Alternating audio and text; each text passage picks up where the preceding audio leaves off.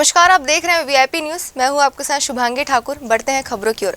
मुख्यमंत्री भूपेश बघेल आज एक दिवसीय दिल्ली दौरे पर जाएंगे। दिल्ली में कई सीनियर नेताओं से मुलाकात भी करने वाले हैं। इसके अलावा सांसद राहुल गांधी और सोनिया गांधी से भी मुलाकात कर सकते हैं।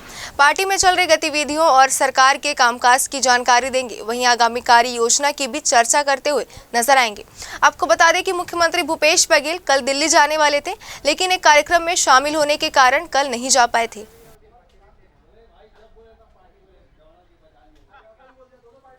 छत्तीसगढ़ शासन की महत्वाकांक्षी गोधन न्याय योजना को राष्ट्रीय स्तर पर एलेट्स इनोवेशन अवार्ड से सम्मानित किया गया है। एलेट्स आत्मनिर्भर भारत में छत्तीसगढ़ राज्य को कृषि में इनोवेशन कैटेगरी में अवार्ड प्रदान किया गया है। नई दिल्ली में आयोजित 2 दिवसीय एलेट्स आत्मनिर्भर भारत में एलेट्स टेक्नोमीडिया प्राइवेट लिमिटेड के संस्थापक सीईओ एवं editor in chief doctor Ravi Gupta और टेक्सटाइल मंत्रालय भारत सरकार के सचिव यूपी सिंह ने संयुक्त रूप से यह अवार्ड प्रदान किया। सचिव एवं राज्य नोडल अधिकारी छत्तीसगढ़ की ओर से यह अवार्ड संयुक्त संचालक आरएल खरे ने प्राप्त किया। मुख्यमंत्री भूपेश बघेल और कृषि मंत्री रविंद्र चौबे ने इस शानदार उपलब्धि के लिए प्रदेशवासियों, कृषि विकास, कृषक कल्याण और जैव प्रौद्योगिकी विभाग, गोधन न्याय मिशन के अधिकारियों, कर्मचारियों, गौठान समितियों और स्व सहायता समूह की महिलाओं को बधाई और शुभकामनाएं दी हैं। मुख्यमंत्री भूपेश बघेल से उनके निवास कार्यालय में कावेरी नदी किसान संरक्षण समिति तमिलनाडु के कृषक प्रतिनिधि मंडल ने सौजन्य मुलाकात की। सीएम से मुलाकात के दौरान स्वयं के खेतों से उगाए गन्ना सहित गुड़, कटहल, काजू की टोकरी भेंट की। मुख्यमंत्री बघेल ने उत्साह के साथ मौके पर ही गुड़ आदि का स्वाद चखा और सराहना की। प्रतिनिधियों द्वारा मुख्यमंत्री बघेल को तमिलनाडु में विशिष्ट सम्मान हेतु दिए जाने वाले चंदन की माला पहनाकर उनका सम्मान किया गया। मुख्यमंत्री बघेल द्वारा छत्तीसगढ़ राज्य में किसानों की उन्नति के लिए चलाए जा रहे विभिन्न किसानोन्मुखी योजनाओं के बारे में तमिलनाडु के कृषक प्रतिनिधि मंडल द्वारा भरपूर सराहना की गई और समस्त कृषकों की ओर से उनके प्रति आभार जताया गया।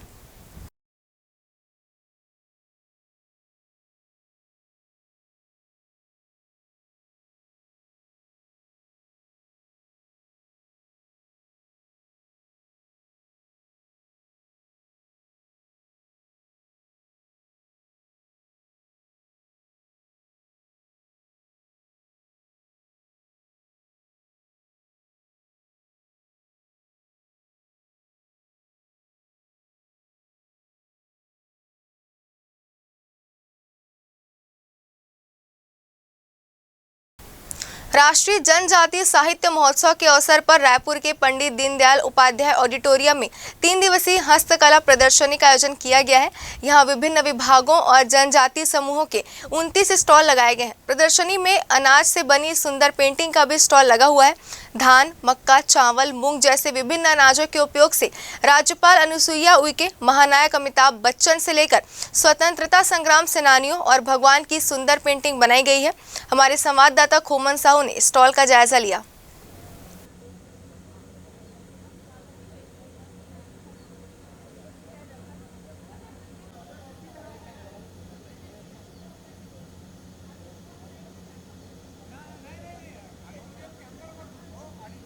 तीन दिनों के लिए राजधानी रायपुर में राष्ट्रीय जनजाति महोत्सव का आयोजन किया जा रहा है। इस मौके पर अनेक तरह के इंस्टॉल भी लगाए गए हैं। मैं ऐसे इंस्टॉल पे हूँ, आपको तस्वीर दिखाना चाहूँगा, जहाँ धान से, चावल से, कोदो से, कुटकुट से बहुत सारे चित्र बनाए गए हैं। ये देख सकते हैं छत्तीसगढ़ की जो राज्यपाल है अनुसुईया उइके, उनके चित्र बनाया गया है। ये तस्वीर बनाई गई है प्रधानमंत्री नरेंद्र मोदी की।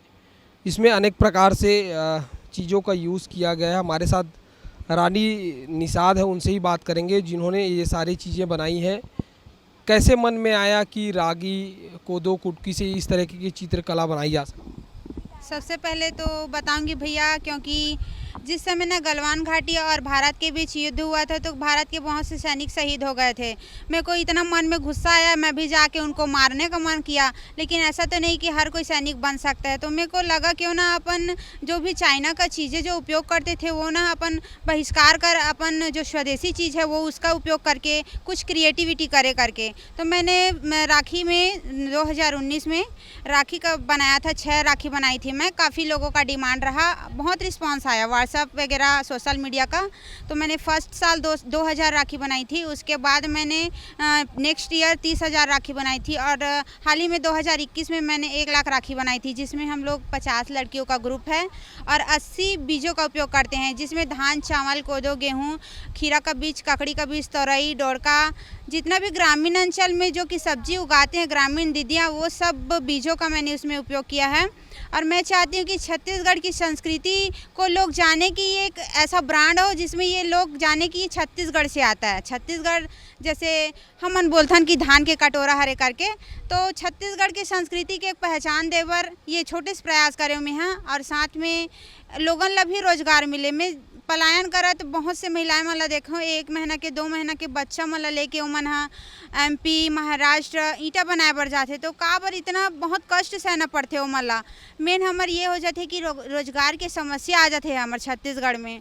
तो एक छोटे प्रयास है कि अपन बीच से आर्ट से अपन ऐसे कुछ क्रिएटिविटी करन जेमा नेचर ला भी नुकसान ना हो। कितना इसका रिस्पांस मिलता है, लोग कितना पसंद करते हैं इसको? मैं तो सोची नहीं थी कि इतना रिस्पांस आएगा करके। वर्ल्ड रिकॉर्ड भी बन चुका है, CM द्वारा 2 बार सम्मानित भी हो चुकी हूँ और CM सर का मैंने आकृति बनाई थी बीजों से, तो उनको भेंट की तो काफ़ी उत्साहित थे। उन्होंने फेसबुक, ट्विटर में भी शेयर किए थे और हर जिले से ऑर्डर है, मतलब फ्रेम तो फ्रेम हर सीजन में हम लोग बीजों से आर्ट बनाते हैं, जिसमें काफ़ी रिस्पांस है सभी लोगों का। लोग जब आते हैं कितना ऑर्डर मिल पाता है आप लोग को? जितने लोग आप लोग काम करते हैं 20 लोग, कितना ऑर्डर आप लोग मिलता है? हम लोग तो वैसे 50 लोग हैं सर, और ना ऑर्डर तो इतना है अलग से अलग स्टेटों का, लेकिन हम लोग जो भी हम बहनें कर रहे हैं वो आर्थिक रूप से सक्षम नहीं हैं। और पहली बात यह कि कुछ भी शासन प्रशासन से कोई सहायता नहीं मिल रहा है जिससे हम अपने व्यवसाय को बढ़ा सकें। मैं चाहती हूँ कि शासन प्रशासन भी हमें सपोर्ट करे और ये आगे तक पहुँचाए कि इस टाइप्स के भी, मतलब कलर के अलावा इस टाइप भी पेंटिंग बन सकते हैं। लोगों से क्या अपील करना चाहेंगे आप? मैं लोगों से अपील करना चाहूँगी कि आपके अंदर कोई भी अगर टैलेंट है, आपको लगता है ये मैं कर सकती हूँ, तो डेफिनेटली कर सकते हैं। कोई चीज़ ये नहीं है, अपने फील्ड में लगातार रहिए और ना स्वदेशी चीज़ जो बन रहा है उसे प्रोत्साहित कीजिए, क्योंकि स्वदेशी चीज़ बनने से ग्रामीण अंचल का विकास होगा, हमारे शहर, हमारे राज्य का विकास होगा। जो बाहर से चीज़ें आते हैं उसको न खरीदते हुए जो लोकल में चीज़ें बन रही है उसको बढ़ावा दें। तो ये थे रानी निषाद, जिनका साफ तौर पर कहना है कि जो स्थानीय जो कला है, जो चीज़ें हैं, उनको राष्ट्रीय लेवल पर ही नहीं पूरे देश के लेवल पर, विदेश में भी इस तरीके की चीज़ें बननी चाहिए और ख़ास तौर पर यहाँ के लोगों को जो स्वदेशी चीज़ें हैं उनका उपयोग करना चाहिए। कैमरा पर्सन अमीन कुरैशी के साथ खोमन साहू, VIP न्यूज़, रायपुर। जांजगीर चांपा में अवैध उत्खनन पर पामगढ़ नायब तहसीलदार अभिजीत भानु ने शिकंजा कसते हुए ताबड़तोड़ कार्रवाई की है, जहां 5 ट्रैक्टर और 1 JCB जब्त किए गए हैं। पूरा मामला पामगढ़ विधानसभा क्षेत्र के नगर पंचायत रहोत का है, जहां रहोत तालाब में सफाई के नाम पर अध्यक्ष के पीठ पीछे तालाब में महीनों भर से मुरुम मिट्टी का अवैध उत्खनन चल रहा है, जहां उत्खनन माफियाओं द्वारा सैकड़ों ट्रिप मुरुम मिट्टी सौदेबाजी कर बेची जा रही है। यह बात जब मीडिया तक पहुंची तब मीडिया की टीम ने तत्काल विभागीय अधिकारी को सूचना दी, जिसके बाद विभागीय अधिकारी नायब तहसीलदार अभिजीत भानु ने 2 घंटे के अंदर इन अवैध उत्खनन माफियाओं पर कार्रवाई करते हुए 5 ट्रैक्टर और 1 JCB को जब्त किया है।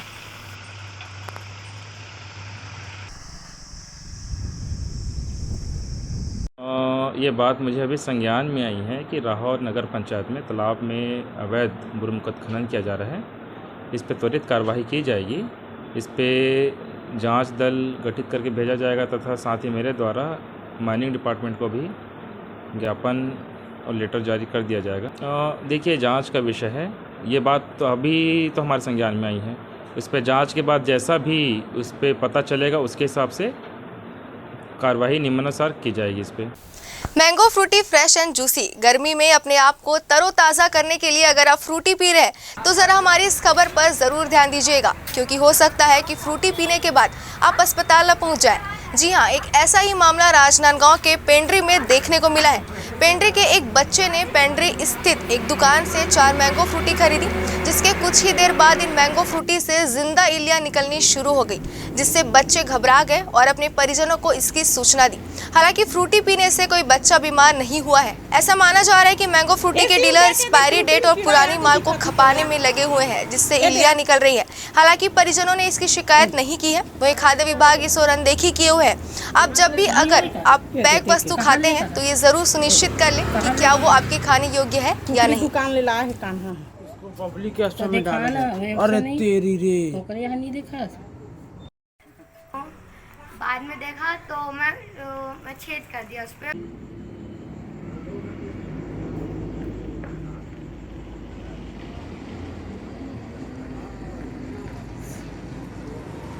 ऐसी दे के दे फ्रूटी में कीड़ा यहाँ तो दिखा तू तो लया ये दे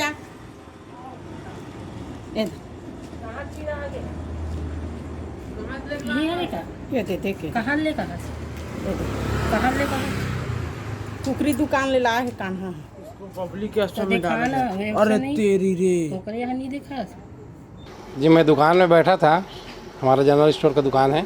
तो लड़के मेरे को बताया कि पापा पापा पापा देखो फ्रूटी में कीड़ा निकल रहा है। तो मैं बोला दिखा कहाँ है, तो कीड़ा बहुत बड़ा कीड़ा निकल रहा था। तो फिर मेरा गनमैन को बुलाया और मैं बोला देखो भाई ये कीड़ा निकल रहा है। तो फिर इसकी मम्मी भी आई, तो मैं उसको बताया। तो फ्रूटी निकाल के सिर्फ बाहर में थे, बहुत लोग बच्चे लोग थे और बाहर में और बहुत जने थे, उनको दिखाए कि कीड़ा निकल रहा है करके। तो उसी समय मेरा गनमैन ने वीडियो बनाया था और उसके बाद फिर मैंने ग्रुप में डाला कि यहाँ फ्रूटी में कीड़ा निकला है ऐसा करके। तो पता चला कि फिर बाद में मेरे को मीडिया वाले का फ़ोन आया और मीडिया वाले फिर मेरे घर तक फिर आप लोग पहुँचे हैं। और मैं इस संबंध में बताना चाह रहा हूँ कि फ्रूटी में 4 कीड़े थे, मैं खुद देखा हूँ 4 कीड़े और वीडियो भी बनाए थे। तो मैं ये बताना चाह रहा हूँ कि फ्रूटी कोई भी कंपनी हो, कंपनी तो बड़ी बड़ी कंपनी अपना ये वाहवाही लूटती है और छोटे लोग का तो कोई सुना ही नहीं होता। मगर मैं चाहता हूँ कि ऐसा ना करे कोई भी कंपनी कि किसी का आज कीड़े निकल रहे हैं, कल के दिन जहर भी पिला सकते हैं। ये तो ऐसा नहीं होना चाहिए कि थोड़ा ध्यान रखना है सेहत को देखते हुए कि आज के मेरे बच्चा अगर वो कीड़ा को पी गया रहता, हो सकता है वो कीड़ा कोई अतड़ी खा जाता, क्या खाता। बहुत बड़ा कीड़ा था सर, इतना बड़ा कीड़ा था। तो ऐसा नहीं होना चाहिए और कंपनी में सुधार लाना चाहिए और हो सके तो हम कार्रवाई भी करेंगे ऐसा सोच रहे हैं। मगर अब क्या करेंगे कार्रवाई, उसको तो कीड़ा को फेंक दिए, वीडियो भर बनाए हैं, पर ऐसा नहीं होना चाहिए। हम कंपनी से यही निवेदन करते हैं बस। फ्रूटी को जब पाइप डाला उस पर और निकाल दिया था तो पापा बुलाए अंदर। फिर मैं वापस आया, पापा से बात सुन के, फिर उस पर से कीड़े निकल रहे थे। कितने कीड़े थे? टोटल 4। और क्या मैं यहाँ पे खड़ा था, यहीं साइड पे खड़ा था, उतना समय टहल रहा था। तो अचानक से ये भैया मेरे को आवाज़ दिए कि देखो यार यहाँ से वो फ्रूटी से कीड़ा निकल रहा है करके। तो तुरंत जब आए तो देखा तो उसमें से आधा निकल चुका था और एक को निकाल चुके थे पहले इन लोगों ने। उसके बाद वो आधा फंसा था उसी में फ्रूटी में और आधा निकल गया था। तो उसी वही देखे हम लोग कि वाकई में फ्रूटी में कीड़ा निकल रहा था, बहुत बड़ा था कीड़ा। और पिताजी के यहाँ बच्चा जो आए थे फ्रूटी लेने, उसको मैं 4 फ्रूटी दी थी और बच्चे बोल रहे हैं कि उसमें कीड़ा लग गया है करके। आदिवासी बाहुल्य क्षेत्र सरगुजा जिले में भोले भाले ग्रामीण किसानों की जमीन पर भूमाफियाओं की टेढ़ी नजर है। यही वजह है कि पिछले 7 सालों से नगेसिया किसान परिवार अपनी खेती और भूमि के लिए लड़ रहा है। पीड़ित परिवार ने कलेक्टर से मिलकर न्याय की गुहार लगाई है।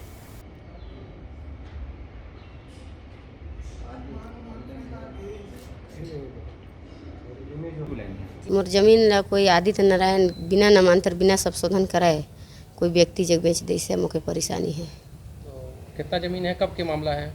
1 एकड़ 25 डिसमिल है। कब बेची, कैसे हुई? 2016 में मुझे पता चलिस। मैं जोंडरी बुने रहे, धान बुने रहे, मक्का बुने रहे। तो मनाइन तो बोलें कि मोर जमीन ला काहे जोत दे है।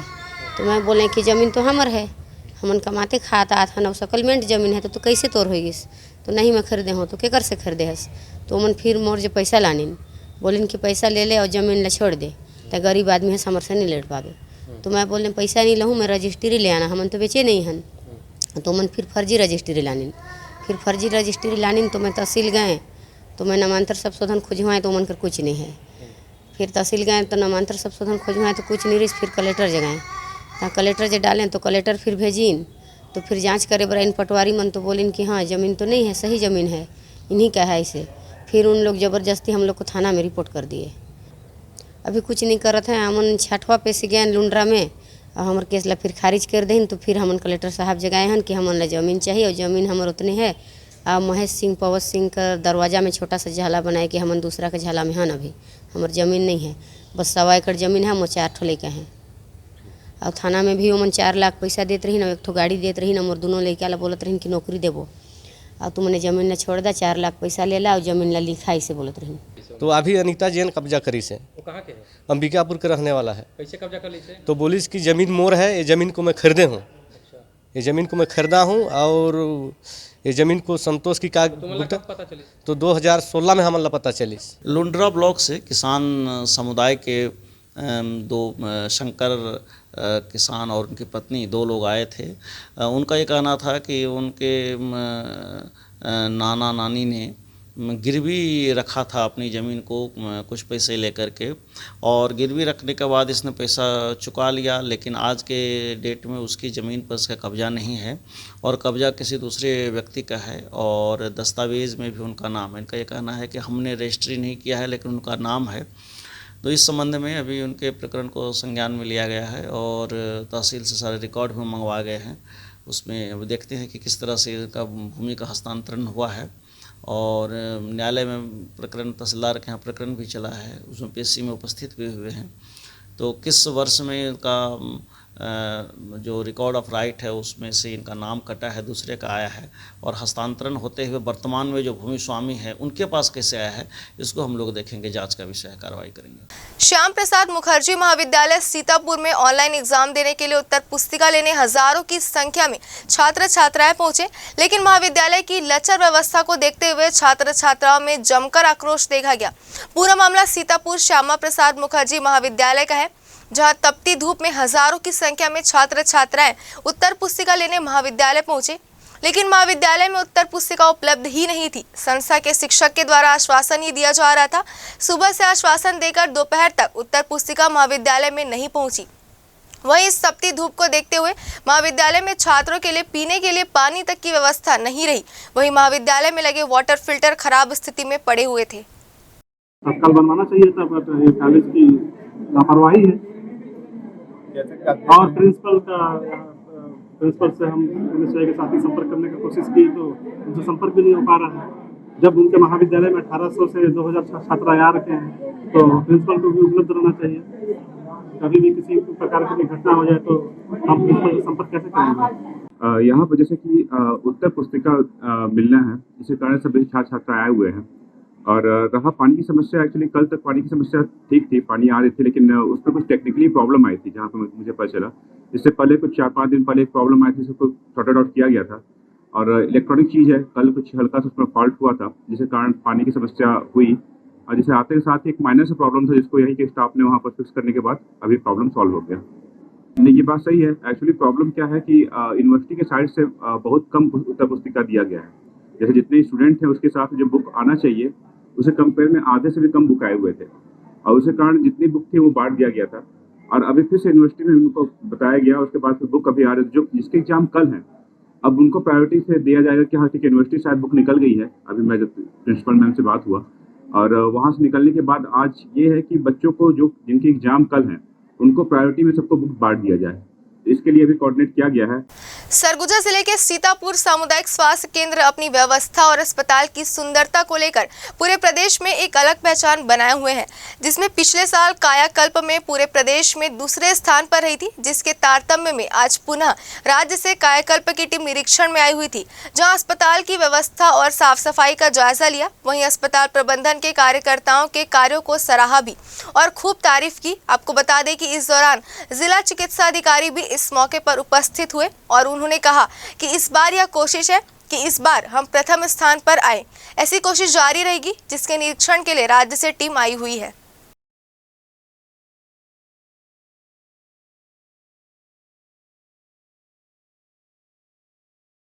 मैं तो केवल एक चीज़ ये जानता हूँ कि सीतापुर की जो टीम है, डॉक्टर अमोस किंडो, डॉक्टर कुर्रे जी और हमारी नर्सिंग सिस्टर कुर्रे जी, इनके नेतृत्व में एक माइलस्टोन की तरह काम कर रही है।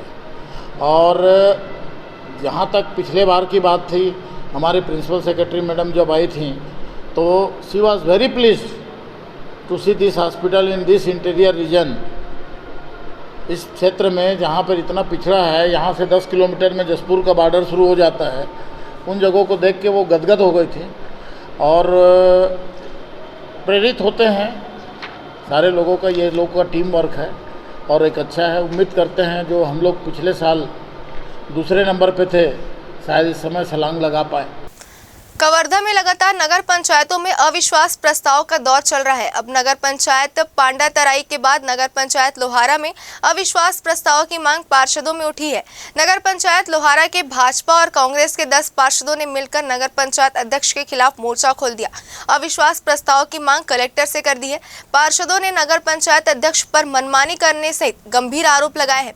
जिन पार्षदों ने अविश्वास प्रस्ताव के लिए ज्ञापन सौंपा है, उनमें से भाजपा के 7 और कांग्रेस के 3 पार्षद शामिल हैं। अविश्वास प्रस्ताव पर कलेक्टर निर्णय लेंगे। अब नगर पंचायत सहसपुर लोहारा के सभी 10 पार्षद मिलकर ये अध्यक्ष और उपाध्यक्ष के मनमानी के कारण और विकास कार्य में कोई रुचि नहीं लेना, आम जनताओं का समस्याओं को कोई समाधान नहीं करना, नाली साफ सफाई, बिजली पानी की व्यवस्था करने के लिए बोलते हैं, कोई ध्यान नहीं देता और 2-3 काम को 2-3 बार टेंडर निकलने के बाद कैंसिल किया है, जो विकास कार्य अवरुद्ध हो रहा है। इसी कारणों को लेकर हम कलेक्टर महोदय का सभी पार्षद मिलकर तो ज्ञापन सौंपे हैं, विश्वास प्रस्ताव लगाए। नगर में कोई विकास कार्य हो नहीं रहा है, इन सब मामलों को लेकर आज कलेक्टर को विश्वास के लिए ज्ञापन सौंपते हैं। कितने पार्षद हैं हम? भाजपा के साथ में कांग्रेस की टीम है। तो अपने ही अध्यक्ष के खिलाफ आप लोग ला रहे हैं क्या? उसमें हमारी सुनते नहीं, अपनी मनमानी करते हैं, ये सब कारण है। मुख्यमंत्री भूपेश बघेल ने दीनदयाल ऑडिटोरियम में आयोजित राष्ट्रीय जनजातीय साहित्य महोत्सव का शुभारंभ किया। इस मौके पर आदिवासी लोक कलाकारों के साथ मुख्यमंत्री भूपेश बघेल जमकर थिरकते नजर आए। मीडिया से बातचीत करते हुए मुख्यमंत्री भूपेश बघेल ने कहा कि जनजातियों की जो संख्या लगातार घटती जा रही है, वह एक चिंता का विषय है। कार्यक्रम की अध्यक्षता मंत्री प्रेमसाय सिंह टेकाम ने की है।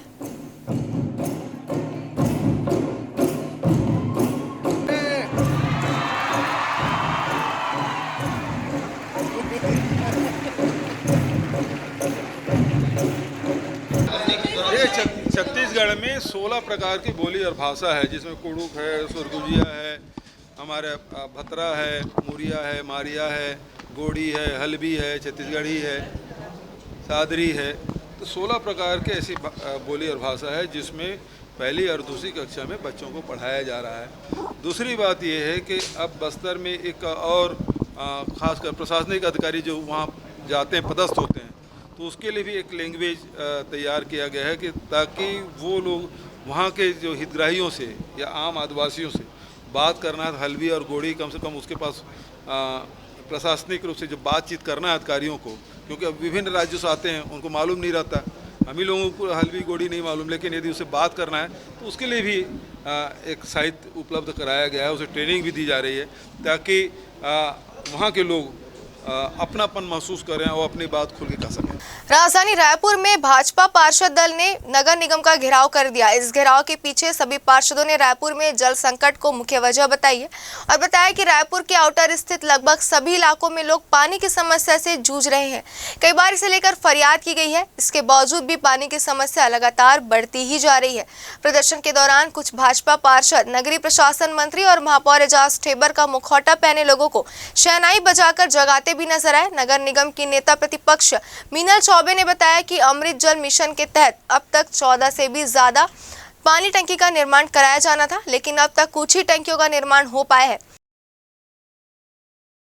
1000 करोड़ रुपए की अमृत मिशन योजना के बावजूद अगर शहर की जनता पेयजल के लिए तरस रही है, इसका मतलब साफ है कि नगर निगम के जो महापौर हैं वो सो रहे हैं। अगर नगर निगम अपने अधिकारियों के प्रति जागरूक है, अगर वो जनता के साथ से कड़ाई के साथ और दादागिरी से यूजर चार्ज वसूल रही है, तो उनको अपने कर्तव्यों का भी ज्ञान होना चाहिए। और जो नगर निगम का मूल कार्य है शहर की जनता को पेयजल उपलब्ध कराना, वो पेयजल उपलब्ध अगर करा नहीं पा रहे हैं तो कहीं न कहीं से ये महापौर की क्षमता है।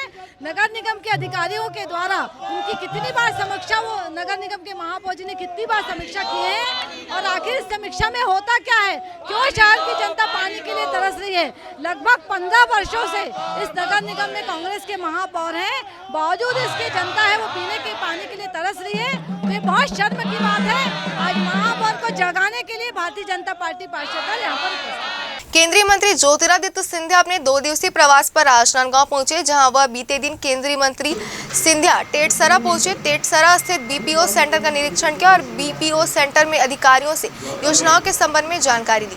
केंद्रीय मंत्री ने कहा कि बीपीओ सेंटर भाजपा शासन में खुला है और सेंटर से छत्तीसगढ़ के युवाओं को रोजगार मिला है। इस दौरान पूर्व सीएम डॉक्टर रमन सिंह, सांसद संतोष पांडे, पूर्व सांसद अभिषेक सिंह सहित अधिकारी और कर्मचारी मौजूद थे। आपसे रिक्वेस्ट रहेगी जी, बिल्कुल सर, आपसे रिक्वेस्ट रहेगी।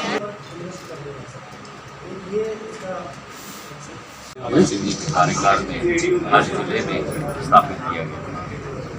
ये एक आविष्कार है इस पूरे छत्तीसगढ़ के लिए, एक ऐसी देन है जो हमारे नौजवानों के भविष्य को परिवर्तित करने की क्षमता रखती है। और मैंने सारे कमरों का निरीक्षण भी किया, बच्चों से चर्चा भी की। इस तरीके से देश और विदेश के ग्राहकों के साथ सीधी बातचीत और कनेक्टिविटी हो रही है।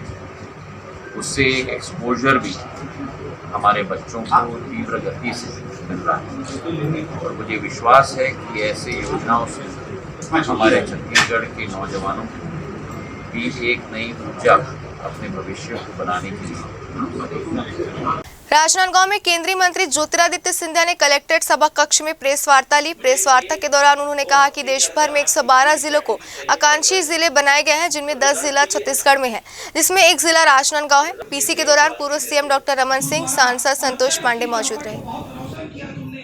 मैं आया हूँ यहाँ आकांक्षा जिलों की समीक्षा करने,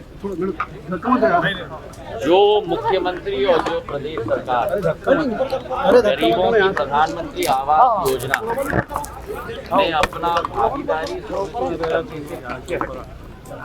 और 40% राशि न दे, वो प्रदेश सरकार क्या जनसेवा की बात कर सकती।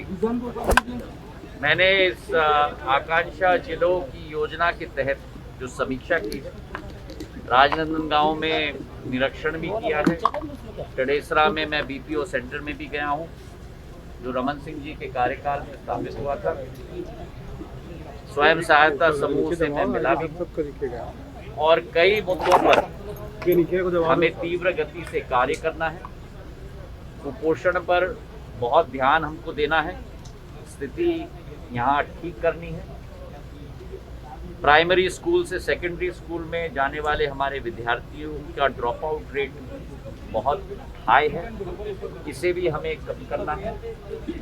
फाइनेंशियल इंक्लूजन, आर्थिक भाग्यता हमें बढ़ोतरी देनी है। इन सारे मुद्दों पर मैंने चर्चा की है। इसी के साथ जिले ने कई मुद्दों पे प्रगति भी की। बस्तर में लगातार नक्सलियों का उत्पात जारी है। नक्सली बीजापुर जिले में वारदातों को लगातार अंजाम दे रहे हैं। नक्सलियों ने पुलिस कैंप में हमला करने के बाद फिर रेत खदान में पहुंचकर 8 वाहनों में आग लगाकर घटना को अंजाम दिया है। पूरी घटना बीजापुर जिले के मिनगाचल गांव की है। वहीं अब नक्सली घटनाओं के मद्देनजर पुलिस सतर्क हो गई है। पुलिस मुख्यालय से नक्सलियों के विरुद्ध सर्चिंग अभियान तेज करने के निर्देश दिए गए हैं। वहीं आपको बता दें कि बीजापुर बासागुड़ा मोक्कुर के जंगलों में पुलिस नक्सली मुठभेड़ का मामला भी सामने आया है। इस बुलेटिन में फिलहाल इतना ही। बने रहिए वीआईपी न्यूज़ के साथ। नमस्कार।